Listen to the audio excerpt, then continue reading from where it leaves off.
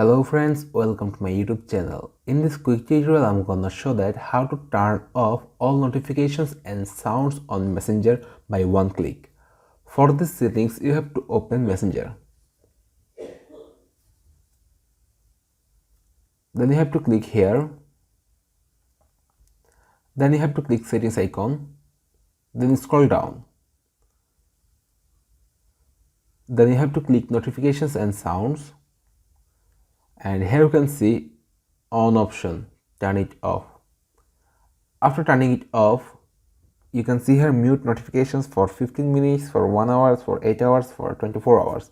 Select for 24 hours. All notification will be turned off for tomorrow.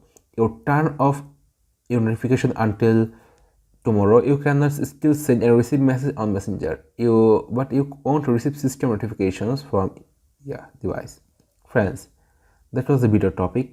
If this video helpful to you, please like, comment, share and subscribe to my YouTube channel and press the bell icon for getting new videos notification. I will come with another new exciting video. Till then, take care. Bye bye my dear friends.